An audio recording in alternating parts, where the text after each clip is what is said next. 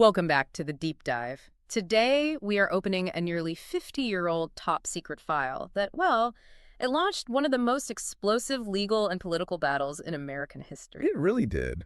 This is a story about systematic government deception, a whistleblower's deep conflict of conscience, and a constitutional showdown that defines the very limits of state secrecy even today. We are, of course, talking about the Pentagon Papers. That's right, the crisis of 1971. It didn't just expose the true hidden history of the Vietnam War. It triggered this unprecedented immediate clash between the executive branch and the free press. So our stack of sources today, Yeah. what are we looking at? Well, we've tried to give you, the learner, a critical shortcut to understanding this whole fight. We've reviewed the core historical accounts, we've dissected the legal analysis of the landmark Supreme Court case, New York Times but the United States, and we've analyzed the contemporary commentary on how the fallout from that. It still dictates the rules of secrecy, whistleblowing, and journalism. Especially when it comes to the Espionage Act. Especially concerning the weaponization of the 1917 Espionage Act. Exactly. Our mission here is simple, but I think really profound, to quickly grasp how the revelation of all this government deceit created a permanent, tense conflict. This is the enduring legal and political tug of war, between the executive branch's insistence on total confidentiality and the press's constitutional duty to inform. And this isn't just a historical footnote. Not at all. This is the very foundation for every modern secrecy battle that has followed, from Watergate all the way to the Snowden disclosures.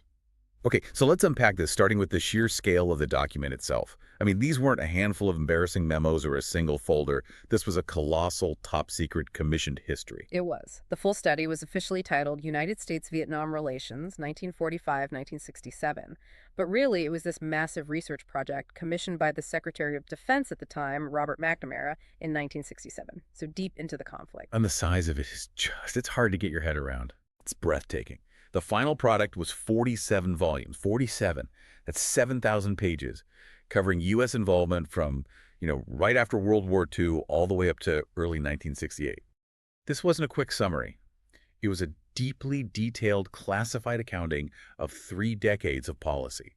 McNamara's stated motive, at least what he said later, sounds almost noble. He wanted to create a record to prevent future policy errors, almost like a cautionary tale for the next generation. Right. But given how secret he kept it, was that really the driving force behind this thing? Well, our sources suggest that stated motive, this high-minded goal of leaving a cautionary legacy, was definitely something that was used only after the fact to, justify the project. Post hoc rationalization. Pretty much. Leslie Gelb, who actually led the task force, noted this. What's far more revealing is the political context of its creation. McNamara, who was by then, he was deeply disillusioned with the war, and getting ready to leave office, he commissioned the study in secret. And secret means secret. Oh, yeah. He notably did not inform President Lyndon Johnson or his Secretary of State, Dean Rusk, that the study even existed. Wait, hold on. The Secretary of Defense is creating a massive history of the war, and he actively keeps it hidden from his own President and Secretary of State. That's right. What does that tell you about the level of institutional mistrust inside the Johnson administration at that point? It speaks volumes, doesn't it? Yeah. It speaks volumes about the credibility gap that had opened up not just between the government and the public, but internally within the executive branch itself. So McNamara wanted a real record. He wanted an honest record, knowing that the public accounts were often deceptive. And he clearly believed that the true policy mistakes could only be preserved in secrecy, away from the immediate political pressures of the White House. And because it was conducted in such isolation, the study had some built-in shortcomings as a piece of history, right? It did. It was very narrowly conceived. It was based solely on documents that were available within the Department of Defense. It completely lacked access to White House files or, crucially, interviews with the key players. So it was a very specific lens. Exactly. It presented a history heavily filtered through the Pentagon's perspective. Nonetheless, it was a profound document precisely because it compiled thousands of internal classified records that exposed the long-term systemic nature of the deceit. Okay, so once Daniel Ellsberg and then eventually the public gets a look inside this treasure trove, what was the biggest, most shocking revelation? What did the Pentagon Papers fundamentally prove about how the Vietnam War was built? I think the central insight, the one that stands out above everything else, is the systematic way that successive U.S. administrations, dating all the way back to Truman, had misled the public about the war's origins, its objectives, and its feasibility. It wasn't just a mistake then. No. The papers were conclusive evidence that the war was not a series of unfortunate missteps, but rather a deliberate policy built on a foundation of political lies and, frankly, bureaucratic inertia. It proved the existence of that credibility gap beyond any shadow of a doubt. Can you give us some specifics that the documents confirmed had been kept hidden from the American public? What were some of the concrete actions that were revealed? Sure. The sources reveal multiple layers of secret escalation.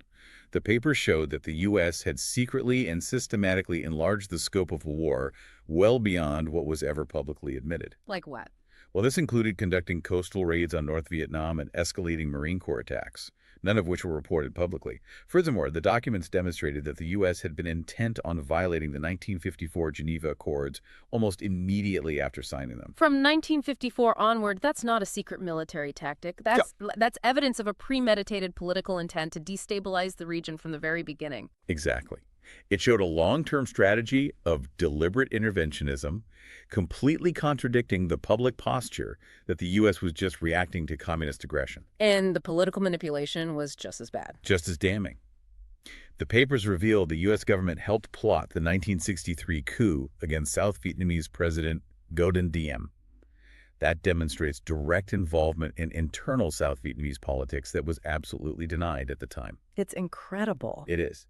Former Senator Bob Kerrey summarized the view of many critics, noting that the paper showed policymakers knew they were building on a house of cards. The internal documents acknowledged that a large white ground force couldn't win a guerrilla war in jungle terrain when the population refused to cooperate. They knew. It's the ultimate confirmation that the anti-war critics, who were so often dismissed as naive or unpatriotic, were essentially right all along. For the most part, yes. And this brings us to the man who made the decision to expose all of this, Daniel Ellsberg. His journey is just remarkable because he wasn't some longtime activist. He wasn't an outsider at all. No, Ellsberg was the ultimate deep insider.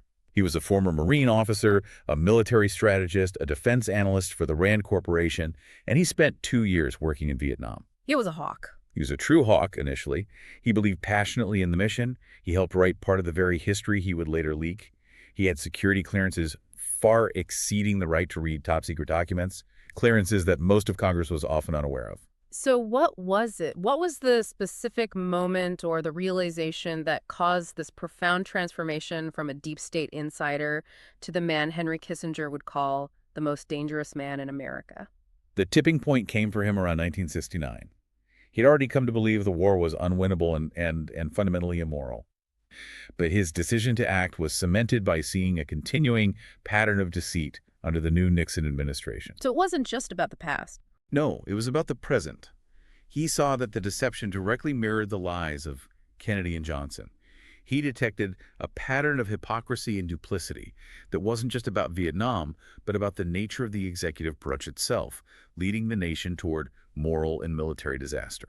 And his motivation, it seems, transcend just stopping the war. He actually framed his actions around the Constitution. That was his core moral justification, absolutely.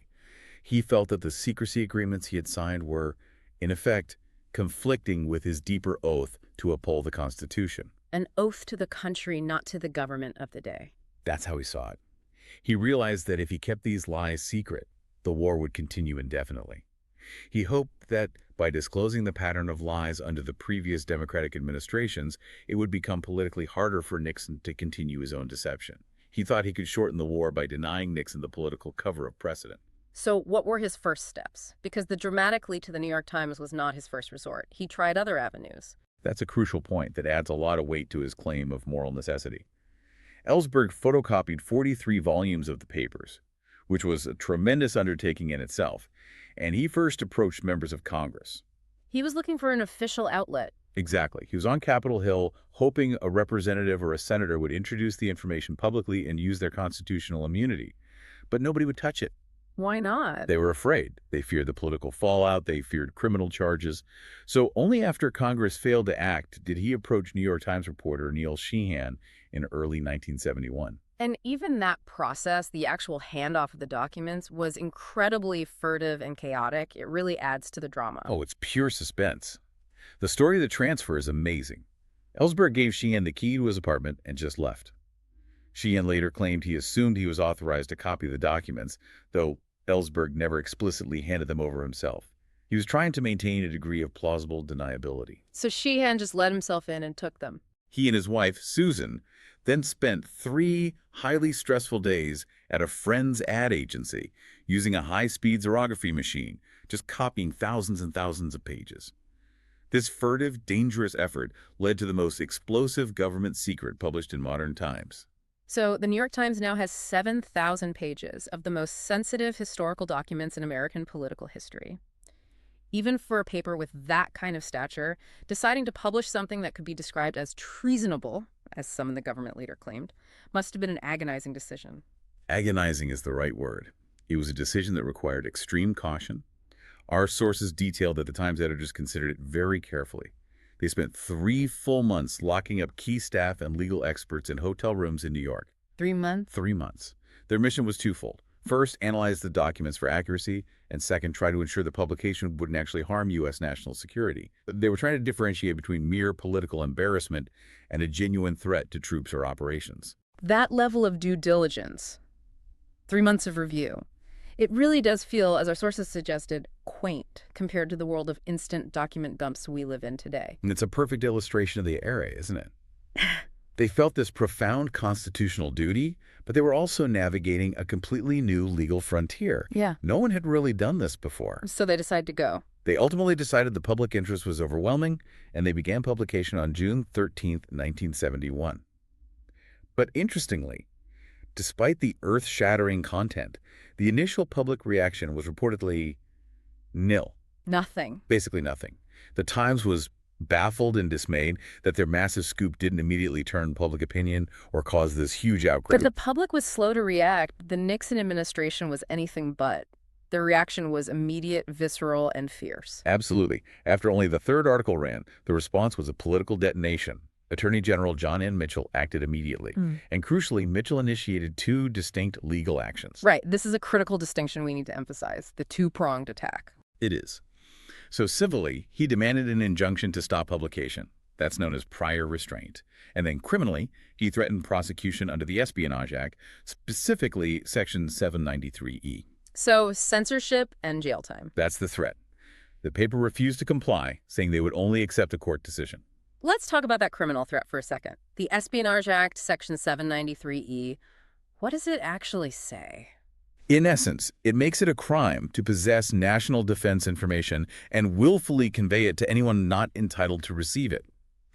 The government's interpretation, then and now, is that the American press is not entitled to receive classified information, regardless of the public interest. And that legal theory is really the foundation for all subsequent leak prosecutions. It is. It's the loaded gun.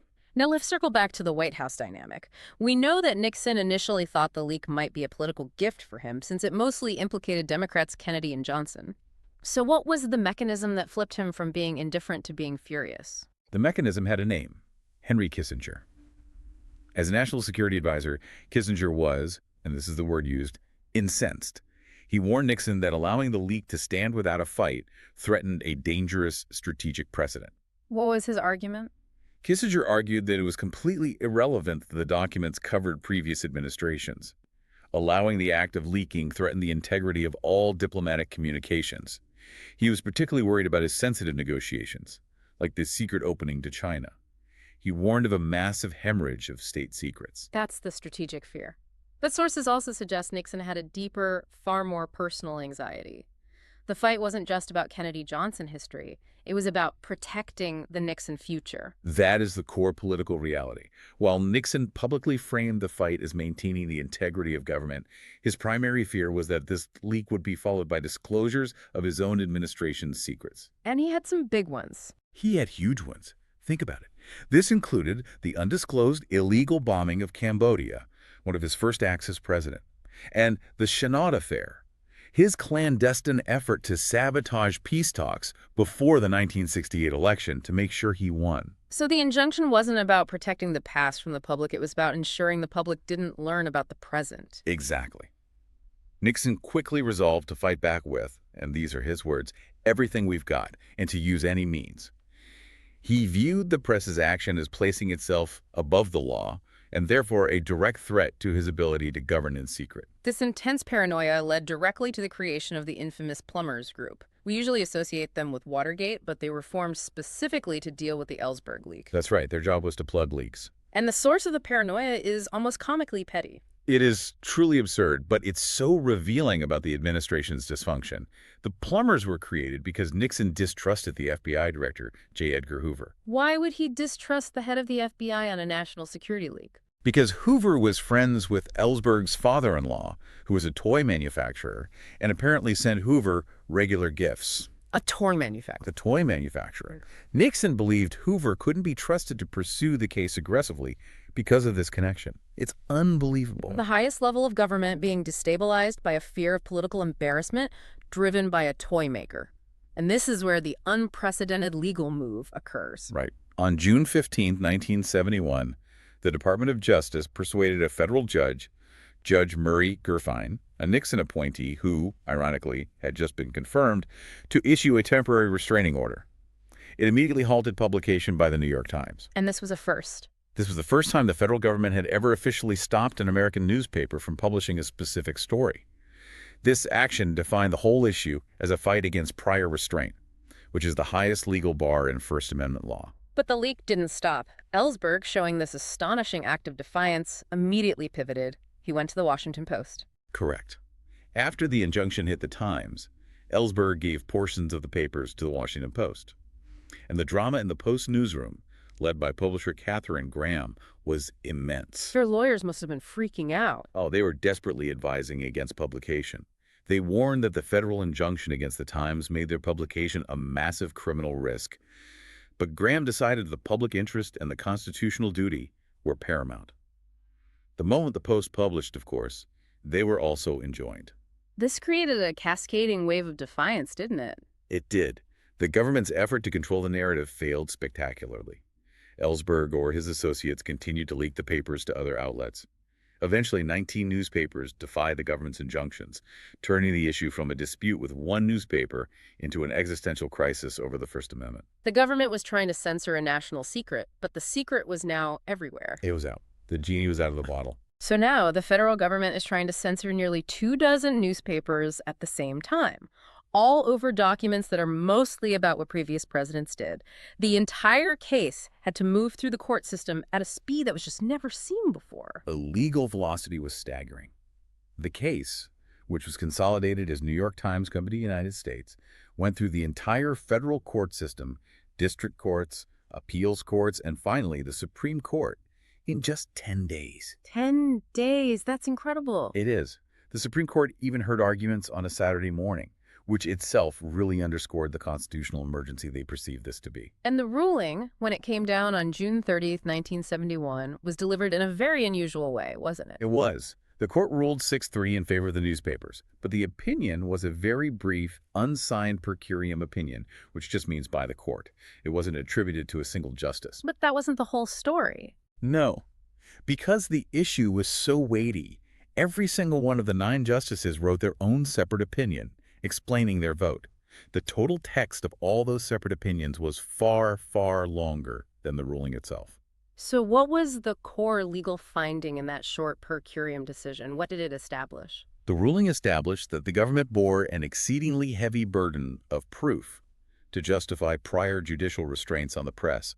And in this case, the government completely failed to meet that burden. And the standard the court set was extremely high. Extremely. The government had to prove that publication would surely result in direct, immediate, and irreparable harm to the nation. Vague concerns about security or embarrassment just weren't going to cut it. That's the crucial standard that protects modern journalism today. Not might or could, but surely and irreparable. Yes. The court affirmed that freedom of the press is a founding principle, placed in the Constitution as one of the great bulwarks of liberty, specifically to hold the government accountable. They made it very clear that relying on these vague generalities about national security should not be used to undermine fundamental constitutional law. And among all those separate opinions, Justice Hugo Black's is the one that's so often cited. It's this powerful, ringing defense of the First Amendment's absolute nature. It really is the defining statement of the case. Justice Black argued that every single moment the injunction was in place was an indefensible and continuing violation of the First Amendment. He stated that in revealing the workings of government deceit, the newspapers, quote, nobly did precisely that which the founders hoped and trusted they would do. He had a famous warning in there, too. A very famous warning that still echoes today, he said. The guarding of military and diplomatic secrets at the expense of informed representative government provides no real security. In his view, the government should never have the power to stop a newspaper, period. And Justice William Brennan, he provided a clear framework for when prior restraint might ever be permissible, just to show how narrow that path is. Brennan did. He argued that prior restraint is only permissible in an extremely narrow class of cases. He offered these classic, terrifying examples like publishing the precise sailing dates and locations of troop transports during wartime, or information that would inevitably set in motion a nuclear attack. So only in the most extreme circumstances. The most extreme. He stressed that mere conjecture of untoward consequences or even the possibility of serious harm is not enough. The publication must inevitably, directly, and immediately cause an event like that. So the First Amendment won. The government failed to meet the bar for censorship. It was an overwhelming victory for the press. But this victory contained a massive, dangerous caveat that we've already hinted at. And that is the crucial caveat that dictates our entire current political climate around leaks. The civil ruling protected the right to publish, but it explicitly did not protect the leaker from prosecution. Nor did it bar the government from pressing criminal charges after publication. The case against Ellsberg was totally separate. Entirely separate. The government lost the civil war over censorship, but they were still fully armed for the criminal war against the source. And one of the concurring opinions, Justice Byron White's, he really laid out the threat in this limitation, and he coined a phrase that still hangs over every modern journalist. Yes, Justice White's concurrence was prophetic. While he voted with the majority to allow publication, he made it clear that the newspapers were not out of legal jeopardy. He suggested that publishing classified information might still be a crime under the Espionage Act, even if the government failed to justify prior restraint. And he called it. He called the Espionage Act a loaded gun pointed at newspapers. He predicted that if the government simply shifted its resources from civil injunctions to criminal investigations, the press would face a permanent threat. The dissenters also had a point to make about the balance of powers, though. They did. Dissenting opinions, like Justice Harry Blackmun's, argued that the First Amendment, while vital, is only one part of the Constitution. They believed unlimited press freedom could not be allowed to completely override the executive branch's Article II power over national defense and foreign affairs. They basically said the court acted too quickly without a full review of the document's potential harm. So while the newspapers are celebrating this huge constitutional victory, a victory for free speech, the immediate focus shifts to Ellsberg. He'd already surrendered, saying he was prepared to answer to all the consequences. Right. On June 28, 1971, Ellsberg surrendered to the FBI in Boston. He and Anthony Russo, the man who helped him with the photocopying, were indicted on truly severe charges: conspiracy, espionage, and theft of government property. And the potential sentence was draconian. It was designed to maximize deterrence, wasn't it? Absolutely. Ellsberg initially faced 115 years in prison, was later slightly reduced, but still an unimaginable amount of time for leaking a historical document. The charge of espionage here. We have to re-emphasize this point. Ellsberg gave the papers to the American press and the American public, not to a foreign power like the KGB. And this is the legal maneuver that has defined the ensuing decades of secrecy law. The government argued Ellsberg was transmitting national defense information to persons not entitled to receive it, that is, the public and the press. This stretched the Espionage Act, which was designed for spies and wartime security, to cover conscience-driven leaks. It set a very dangerous precedent. Meanwhile, the Nixon White House, spurred on by Kissinger's intense reaction, he was reportedly telling aides that Ellsberg was the most dangerous man in America today who must be stopped at all costs. They were actively weaponizing the executive branch against him. The level of executive misconduct reached outright criminality. The plumbers were directed to move beyond just internal security and to actively discredit Ellsberg to sabotage his trial. This included the most famous criminal act of the entire saga, which later became central to the Watergate scandal: the break-in at his psychiatrist's office. Tell us about the sheer audacity of that break-in. It's just astounding. It happened over Labor Day weekend. The plumbers flew to Los Angeles with the intention of burglarizing the office of Ellsberg's former psychiatrist, Dr. Lewis Fielding. Their goal was straightforward: find any damaging, salacious, or embarrassing psychological evidence they could use to publicly discredit Ellsberg and undermine his testimony and his defense. It was a completely illegal, desperate attempt to turn a national security leak into a personal character assassination. That's exactly what it was. And ironically, they found nothing useful. A dry hole. A completely dry hole. Nixon later realized how badly this political crime implicated him, reportedly calling it the dumbest goddamn thing I ever heard of. But it was still a blatant violation of Ellsberg's privacy and the law. And that wasn't the only illegal act. Not by a long shot. Ellsberg also discovered during the prosecution that he and his attorneys had been victims of warrantless electronic surveillance by the federal government, a clear violation of his rights. So after a 5-month trial, all that government maneuvering, all that surveillance, all that criminal activity, it led to the biggest defeat of all for them. The entire prosecution collapsed. It did. The trial against Ellsberg and Russo opened in January of 1973.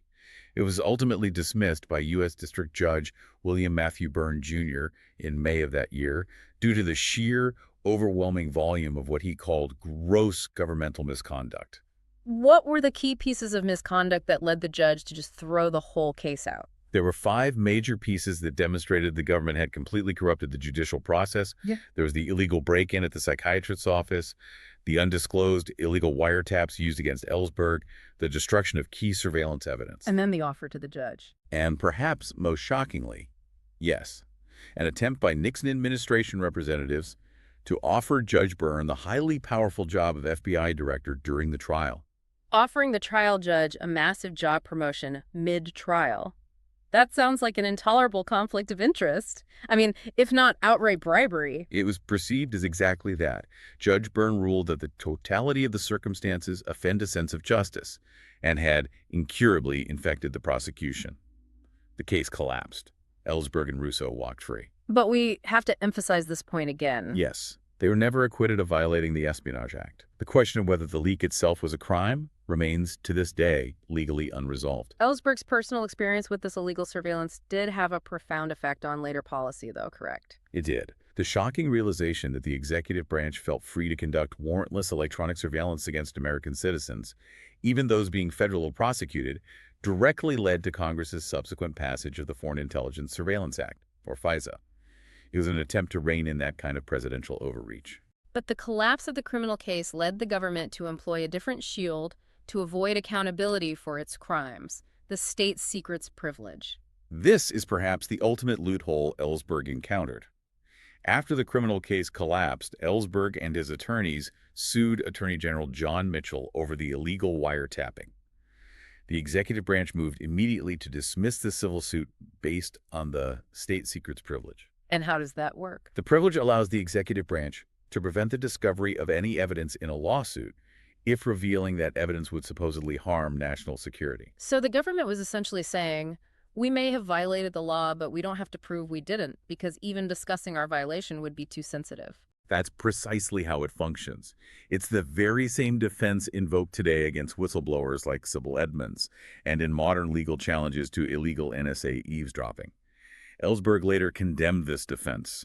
The act of claiming the secret is more important than the accountability as an undemocratic tool. It allows the government to violate the law and avoid scrutiny, often just to shield itself from political embarrassment over its own malfeasance. Okay, so the Pentagon Papers case achieved this monumental constitutional victory for the press. It largely ended the threat of prior judicial restraint. But as we've established, the government's tactics simply shifted. They transformed Justice White's loaded gun, the Espionage Act, into their primary weapon against accountability. That shift is the most enduring and, frankly, toxic legacy of the Pentagon Papers. The government realized it could not stop the publication of embarrassing facts, but it could relentlessly pursue and terrorize the source. The legal power of the Espionage Act of 1917, which Ellsberg was charged under, has only intensified in the decade since, particularly in the post-9/11 era. It is truly astonishing to see how frequently this vague, century-old law is now applied against Americans who are speaking to the American press. The statistics are revealing. The Obama administration, for instance, used the Espionage Act to bring more prosecutions against alleged leakers than all previous post-World War II administrations combined. More than all of them combined. This confirms that the threat shifted entirely from preventing publication, which the Supreme Court stopped, to severely punishing the individual who released the information, which the Supreme Court allowed. Let's discuss the critical case that really cemented the modern, expansive application of the Espionage Act against leaks to the media, the one that moved it beyond the classic definition of spying for a foreign agent. That pivotal moment occurred in 1985 with the case of Samuel Loring Morrison. Morrison was a civilian analyst for the U.S. Navy, and he was the first person ever convicted under the Espionage Act for leaking classified documents specifically to the media. In his case, satellite images of a Soviet carrier to Jane's Defense Weekly, not to a foreign government. And Morrison's defense essentially mirrored Ellsberg's moral justification, didn't it? That he was acting as a whistleblower, arguing the public benefit outweighed the harm. Yes. His lawyer argued that, look, the Soviets already knew about their own carrier. The public disclosure primarily helped Western defense analysts. But the U.S. Court of Appeals upheld the conviction. They explicitly rejected the argument that leaks to the press were somehow exempt from the act because of the First Amendment. So that decision, Morrison's conviction, validated the Espionage Act as a weapon against disclosures to the American press. It did. And that opened the floodgates for every major leak prosecution since. It created this powerful deterrent strategy. We see this path in all the high-profile cases. Precisely. This path includes figures like Thomas Drake, who disclosed classified information about waste and fraud at the NSA. Jeffrey Sterling, convicted for disclosing CIA operational failures to reporter James Risen, and, of course, Edward Snowden. These cases reinforce the government's deterrent strategy, make severe examples of individuals so that others hesitate before sharing politically or operationally damaging information. The ultimate escalation, though, is the government targeting a publisher directly under the Espionage Act. This is something that was previously considered the New York Times problem, that the government was too scared to actually test. And this is where we see the legal tension that Ellsberg created being pushed to its absolute maximum limit. The Trump administration indicted Julian Assange, the founder of WikiLeaks, under the Espionage Act in 2019. This marked the very first time the U.S. government prosecuted a non-government actor, a publisher, based on that act. Why did past administrations hesitate to go after a publisher, and why did this administration finally pull the trigger? Past administrations hesitated because of the slippery slope argument. If you indict Assange for receiving and publishing classified information, what stops you from indicting reporters and editors of the New York Times or the Washington Post for doing the exact same thing? Which they do all the time. All the time. The Trump administration's action signaled a willingness to pursue the hard edge of the law. Their legal theory implies that publishers who receive and transmit national defense information could be prosecuted if they act with a bad faith intent to harm the U.S. And this action raises the core legal question that Ellsberg himself has always wanted to test in court. Absolutely. The Assange indictment raises the fundamental constitutional challenge. Whether the Espionage Act, which lacks any public interest defense for leakers or publishers, can actually withstand scrutiny by the Supreme Court, given the First Amendment protections that the Pentagon Papers case established. It is the unfinished business of 1971. If the Espionage Act, which was designed for spies, can be weaponized this broadly against the press and their sources, it impacts far more than just military secrets. It dictates the vast scope of what's called secret law. It does. The fight for public knowledge continues to be hampered by astonishing levels of overclassification. Consider this. The Pentagon Papers themselves were only officially declassified in their entirety in 2011. 40 years after the fact. 40 years after the public had already read their contents. This demonstrates a deep bureaucratic inertia towards secrecy. And the fight against secret law is a continuous echo of Ellsberg's battles against warrantless surveillance and the state secrets privilege. It is an identical problem. The recent disclosure of the Office of Legal Counsel's list of classified opinion titles spanning from 1974 to 2021 shows how key policies on surveillance, counterintelligence, the contours of government power all remain secret. There's a strong congressional aversion to secret law, yet when the resolution of key constitutional issues is guarded from public scrutiny, it denies the public access to a body of opinions that shape government policy. The ghosts of 1971 are still with us. Ellsberg's fight led to FISA, yet ACLU attorneys continue to confront presidential assertions of ungrounded eavesdropping authority, proving that the constitutional ghosts of that era remain very much active. Hashtag outro. You know, looking back, the Pentagon Papers crisis delivered two truly monumental impacts. Constitutionally, the Supreme Court established a near absolute ban on prior judicial restraint, guaranteeing the press's almost unrestricted right to inform the public. And politically. Politically, the papers exposed a pattern of systemic deceit across administrations that permanently fueled public distrust in the executive branch. It contributed directly to the subsequent Watergate scandal. But the victory was, and it remains, incomplete. While the courts protected the right to publish in 1971, the government's reaction simply shifted. It went from seeking a civil injunction against the press to seeking massive criminal sentences for the source. They won the war against censorship, but they permanently lost the battle for source protection. And here's a provocative final thought we want to leave you with. The Pentagon Papers case affirmed that informed citizens are the masters of their fate.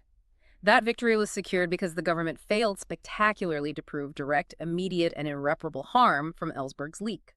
Often, they just seem to be seeking secrecy to avoid political embarrassment. So given this history, and given that the government continues to prosecute sources under an outdated Espionage Act aimed at foreign spies, we have to ask you, the informed citizen, does the current legal landscape incentivize government employees to prioritize the threat of criminal charges over their moral duty to uphold the Constitution, effectively turning our constitutional duty to remain informed into a prosecutor's political weapon?